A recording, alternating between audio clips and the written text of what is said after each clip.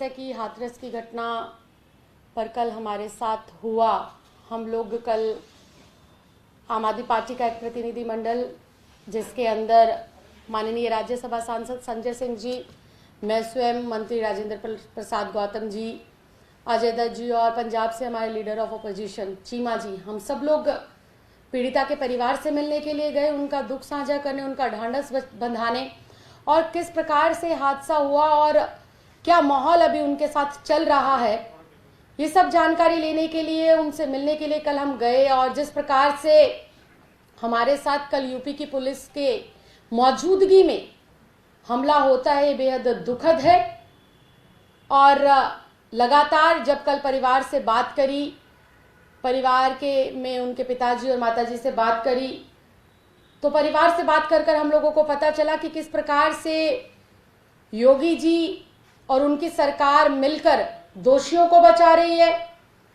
सरकार ना सिर्फ दोषियों को बचाने का काम कर रही है जो इस संगीन अपराध में लिप्त है, बल्कि पूरा का पूरा एक जातिवाद हमें वहां पर देखने को मिला, पूरा ठाकुरवाद देखने को मिला, क्योंकि जो यूपी के मुख्यमंत्री हैं वो खुद इस जाति से आते हैं, ठाकुर जाति से आते हैं। और पूरा का पूरा वहां पर कल हम लोगों ने इस बात को समझा और महसूस करा। परिवार के लोगों ने लगातार हमें बताया कि उन पर 24 घंटे निगरानी रखी जाती है, उन्हें नजरबंद किया हुआ है। लगातार आसपास के गांवों के अंदर ठाकुर समाज के लोगों की पंचायत हो रही है, धमकी दी जा रही है केस वापस लेने के लिए, कुछ भी ना कहने के लिए। और मुझे ये कल समझ नहीं आया बिल्कुल भी कि आसपास के गांवों में और गांव के भीतर ठाकुर समाज के लोग पीड़िता के खिलाफ और पीड़िता के परिवार को डराने धमकाने के लिए पंचायत कर रहे हैं। खुलेआम सोशल मीडिया पर तस्वीरें वायरल हो रही है, किस प्रकार से धमकी दी जा रही है। लेकिन जब एक चुने हुए लोग, चुना हुआ विपक्ष परिवार से मिलने के लिए जाता है, सिस्टम की और प्रशासन की सारी बातों को मानता है, तब उनके ऊपर हमला किया जाता है।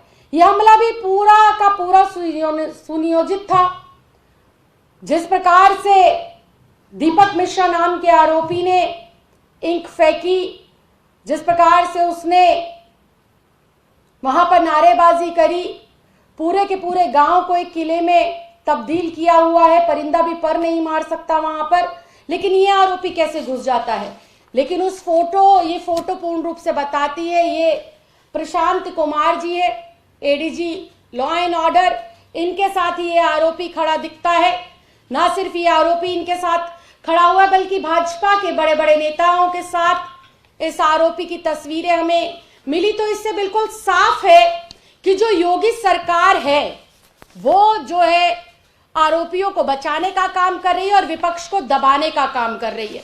अगर विपक्ष को दबाने का काम नहीं कर रही है तो कोई भी विपक्ष वहां जाता है, किसी के ऊपर लाठीचार्ज होती है, किसी का सर फोड़ दिया जाता है।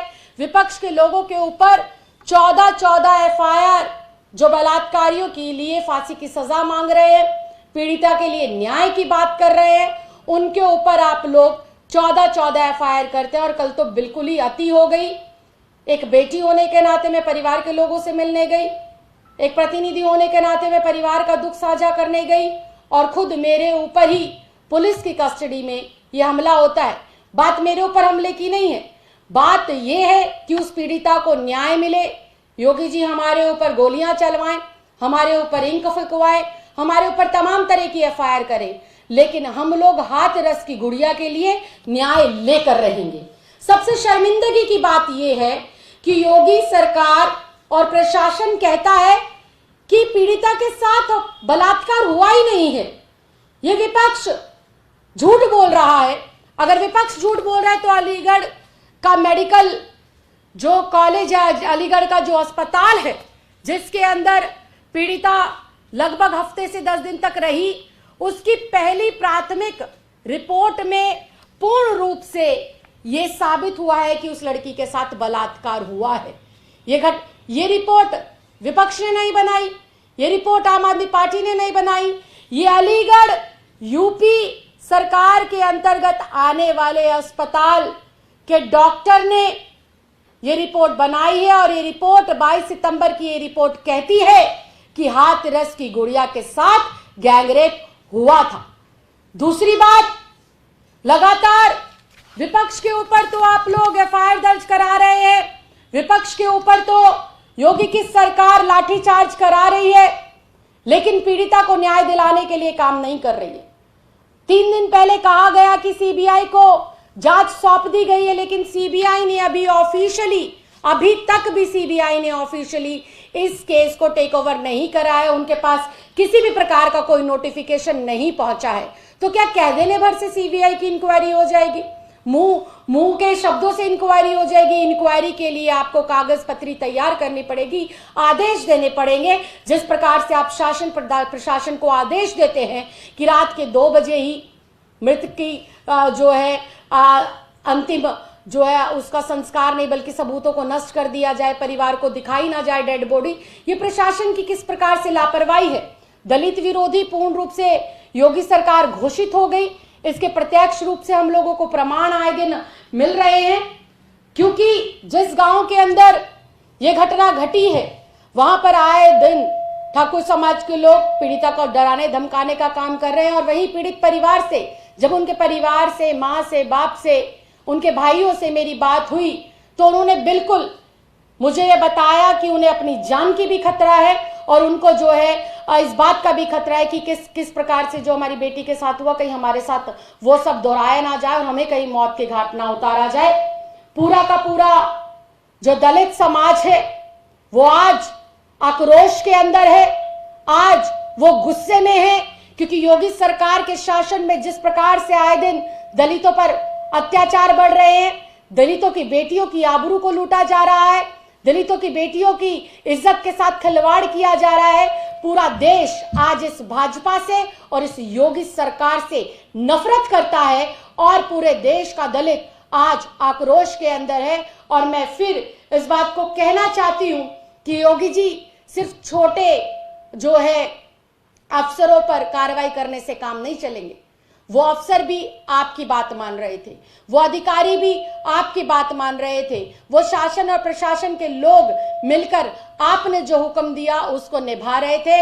और हम लोग लगातार हाथरस की गुड़िया के साथ जो अन्याय हुआ है उस पर एक ही बात कह रहे हैं कि योगी सरकार से, इस ढोंगी बाबा से, अजय कुमार बिष्ट से यूपी की सरकार नहीं संभल रही है, सत्ता नहीं संभल रही है।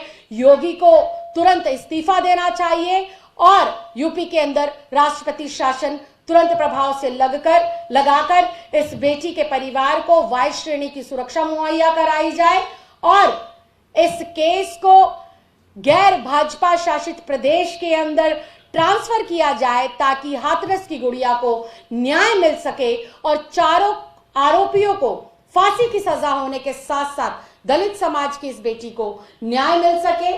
सरकारें लगातार, सरकार में जो बैठे हुए लोग हैं वो परिवार के लोगों को परेशान कर रहे हैं, लगातार जा रहे विपक्ष के ऊपर हाथापाई हो रही है, उनके ऊपर अत्याचार हो रहा है। मैं फिर ये कहना चाहती हूं कि हम लोग सिर्फ और सिर्फ दलित समाज की, हाथरस की इस गुड़िया के लिए न्याय चाहते हैं। आप जितने भी वार करना चाहते हैं, आपके द्वारा फेंकी गई हुई कालिक से एक बार फिर हम लोग इतिहास रचेंगे और एक बार फिर से जो आपने दलित समाज की बेटी के साथ किया है और दलितों के साथ जो आप लोग अन्याय कर रहे हैं, इसका जो है लोग तुरंत प्रभाव से जो है आप लोगों को इस्तीफा देना चाहिए। और हम लोग जो है इसके खिलाफ यूं ही आवाज बुलंद करते रहेंगे और उस बिटिया के लिए न्याय यूं ही मांगते रहेंगे।